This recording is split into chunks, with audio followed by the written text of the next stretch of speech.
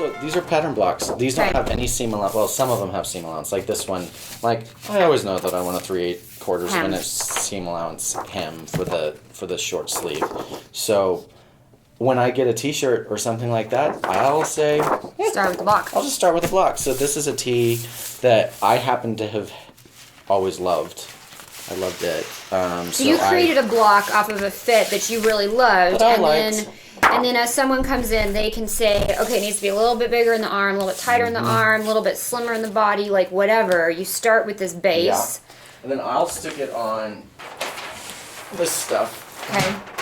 Which has so this is marking paper. This isn't official pattern making paper. This is marking paper. Okay. Which people will, if they're doing our manual marker for cutting out massive amounts of garments, they'll use this kind of thing to build a marker where it has all of the pattern pieces all drawn out, all of their different sizes and everything. But it's got a 1-inch grid on it, and when I was in New York, that's what we used to make our patterns. Yeah. So we did that just because we didn't want to have to waste this kind of stuff. Which is your actual pattern paper. Which is actual pattern paper. It's more cardstocky. So once I get something that I'm like, I want to use this over and over again, I want to keep this as a block, I transfer it over to a block out of this paper.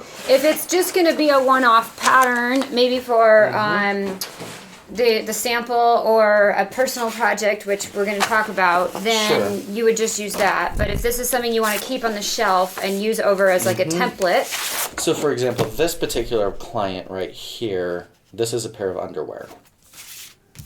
How's that working? These are pieces of underwear. So here's the back. I'm even having a hard time seeing this. Here's the back. This is the side panel. Ah, got it. And it wraps down underneath. And here's for the fly. Yeah, fly area. Gotcha. Okay. It just kind of fits all in there. So once it's like a men's brief. It's a boxer brief, yeah. And so this particular here's the other part for it. Here's the gusset for it. It goes through the crotch. Yep. Yeah. So it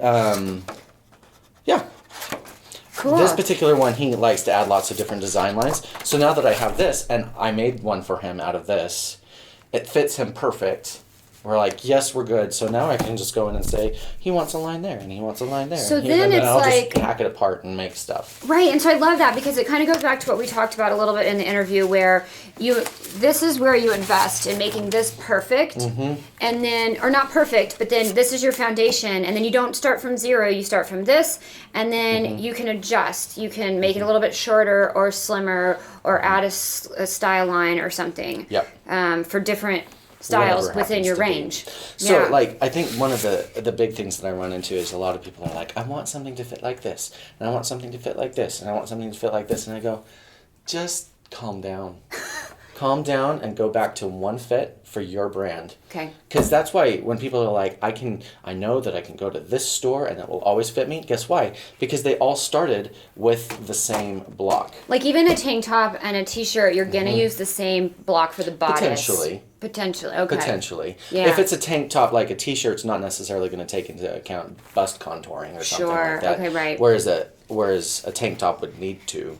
Okay. Otherwise, you'll end up with gapping and the armhole and stuff, out, and you'll have disaster of things happen. But okay, so these are even the intricacies I don't know, but but you know that the tank and the tee, like as far as fit, is going to be comparable. Right. Okay. So like this and this block right here, I actually. This is based off of a pair of linen pants that I had at one point that I just loved the fit of. And the linen pants fell apart, so I took a block off of them. And now I can use this block for anything that I want. They would fall into that type of category. Fall into that kind of category. Cool. Yeah. Cool. So this is your sort of skeleton template, and then you make all the tweaks and adjustments, and you do that on this paper. Yep. As you kind of develop it. Yep. I love it. Yep, that's what I do. Cool.